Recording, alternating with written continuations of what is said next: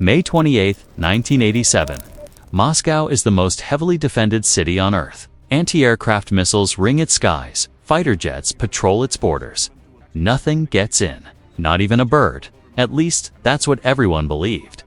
On radar screens, a small dot appears. Commanders argue whether a training flight, maybe birds, but the dot keeps moving straight toward the Kremlin.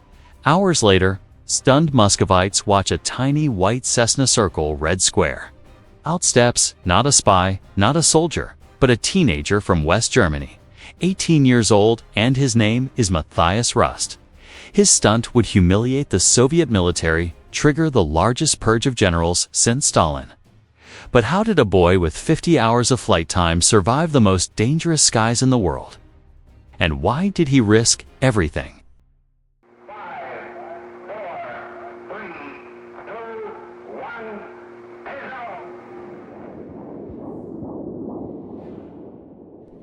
The Cold War was not abstract. It throbbed in everyday lives. In West Germany, families practiced drills, political debates measured survival in kilotons, and school children grew up calculating which bunkers might save them. By 1987, that tension had calcified into a dull, omnipresent fear. Nuclear arsenals sat on hair triggers. Satellites watched, missiles waited. On television, the world watched summits and then watched them fail. The Reykjavik summit of October 1986 had flashed as a possible turning point. Reagan and Gorbachev, moments away from radical disarmament, had left without a deal. The collapse felt like a betrayal to some, a missed chance. To others, it was proof that the superpowers would choke on their own distrust. In Hamburg, among the quieter neighborhoods, a lanky teenager named Matthias Rust watched the same broadcasts. He was not a political theorist or a military analyst. He was an amateur pilot, a data processor, an odd, earnest kid who read too much and dreamed too big. He loved to things obsessively, flying and the idea of preventing nuclear annihilation. I thought every human is responsible for progress, and I wanted to take my share. A sentence that sounds both naive and stubbornly moral. That conviction hardened into a plan, not in a moment of bravado, but in the slow burn of disappointment. The Reykjavik failure, the taunt of entrenched military power, the sense that official channels had failed. Rust's idea was simple and symbolic. Fly to Moscow, land, and present a manifesto. A physical, dramatic proof that a person from the West could step into the Soviet heart without attack. It was more theater than tactic.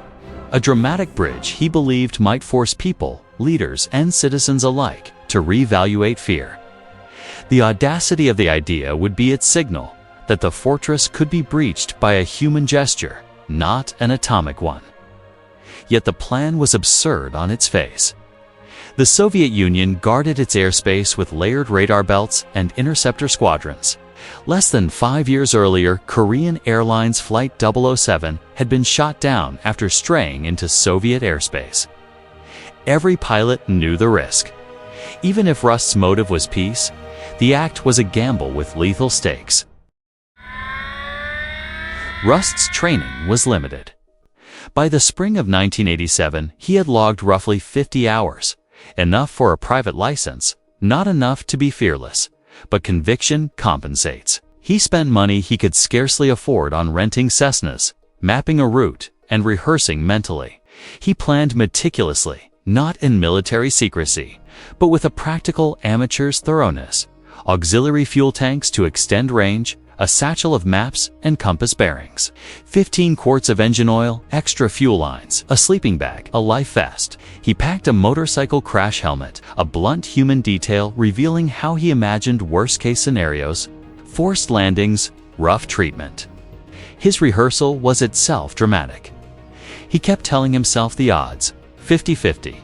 A remarkable, cold appraisal that shows both his awareness of danger and his stubbornness. He did not solicit co-conspirators. He wanted a solitary drama. May 28, 1987, dawned gray over Helsinki. Rust filed a routine flight plan, destination Stockholm. At 12:21 p.m., the Cessna trundled down the runway and lifted into the thin sky. For 20 safe minutes, the world saw nothing unusual. Then, at a waypoint near Numela, he turned. Not a brief correction, a deliberate, abrupt bank left, and an eastern heading that would take him over the Gulf of Finland. It was the pivot from a tourist flight to history. On the ground, controllers in Helsinki watched him vanish from their routine corridors. In Tampere, Scandinavian radar lost his track, and a helicopter would later report finding an oil slick where search crews suspected a crash. For a time, Rust was officially missing, a ghost in the northern air. He was far from missing to the Soviets. His blip showed up on Soviet radar as an intruder. Protocols engaged. Interceptor squadrons scrambled. At one point, a MiG-23 straked through closing clouds and loomed monstrous beside the tiny Cessna. But the jet did not shoot. It circled and left. Soviet officers were still constrained by political orders after the Korean tragedy. No shooting without explicit authorization from the top. Some commanders believed the return trace was a local club plane or a helicopter. At one handover, a radar operator flagged a return as friendly to avoid friendly fire. He flew low, sometimes dropping into weather to skitter under detection, descend to dodge one radar net, climb to cross into another. At one point, his blip vanished from some screens and reappeared on others. Each pause and mislabeling bought him more minutes. By dusk, the city's silhouette minarets of stone and the Kremlin walls rose ahead, but reaching Moscow didn't mean he could land. The center was a restricted airspace. Well, I came across the bridge here Over the city, Rust rehearsed landing options. He scanned for open ground and found none. The square itself was crowded. He considered the Kremlin's inner courtyards and rejected them. Even if he could land, no one would see it. On his third circuit, he spotted the small Moskva-Rexy Bridge by St. Basil's Cathedral. With maintenance wires removed that morning, fate and timing converged in a precarious doorway. He came in steep and slow, flaps full, engine low. He taxied into the square and cut the engine. The scene could not be imagined. It had to be seen. Crowds gathered, some baffled, some exhilarated. A woman offered bread as if to welcome a pilgrim. A young cadet smiled in admiration. Russ signed autographs, bewildered by how ordinary the moment felt, even as it resonated like a seismic tremor. A German kid leaning against a four-seat Cessna in front of Lenin's tomb. Minutes turned into an hour. Cameras were confiscated, onlookers questioned, and then dark-suited agents quietly moved through the periphery. When they finally took him, it was not with the violence many expected. They were methodical, calm. He was brought to Lefortovo, the KGB complex, whose name sent a chill through dissidents and spies alike. His plane was disassembled and shipped for inspection. The spectacle had been staged, and the Soviets humiliated. The Soviet response was twofold: public theater and private fever. In court, prosecutors painted Rust as reckless, accusing him of hooliganism and charges meant to cast the act in criminal light rather than political symbolism. The state needed to show control. Rust, thin and oddly composed, told the court of his mission: a bridge, a message, a simple human act. He struck some as naive, others as dangerously presumptuous.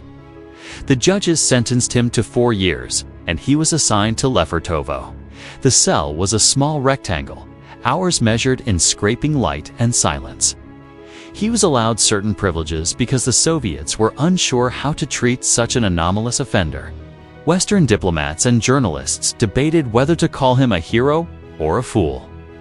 Families in Germany were divided between pride and exasperation. After 14 months, a surprise came: Gorbachev, navigating the difficult currents of reform and diplomacy, offered a goodwill gesture surrounding the INF Treaty with the United States, and Rust was pardoned and expelled. The Kremlin could not leave the story unresolved. The release was a diplomatic opening. Rust returned to Germany, a famous, complicated man. The political consequences deepened. Within days of the landing, Gorbachev moved against military leadership, dismissing Defense Minister Sergei Sokolov and the Air Defense Chief Alexander Koldunov. And within weeks, hundreds of officers lost their positions. It was a purge on a scale not seen since much darker Soviet times, because Rust's breach revealed not just a procedural failure, but an existential fragility. The myth of invulnerability that the military cultivated crumbled under the humiliation. Gorbachev had long sought to restrain the military's power to resist his reforms. Rust's flight offered him the public pretext to reshape the command. The event punctured public trust in the armed forces and emboldened reformers. Historians still argue the weight of Rust's impact. Did a single Cessna shift the arc of history, and it became a lever, a visual, that accelerated changes already fomenting inside the Soviet polity? The flight became a symbol, an exclamation point in a complex script of collapse. Zum ersten Mal bei uns in der Sieste. Herzlich willkommen, Matthias Rust. Rust returned to civilian life, but struggled with the aftermath. Fame curdled into intrusive attention and, eventually, a darker personal spiral. In Germany, he faced death threats, invasive press, and public judgment. Rust never met Gorbachev to present his manifesto. He never became the peace envoy he imagined.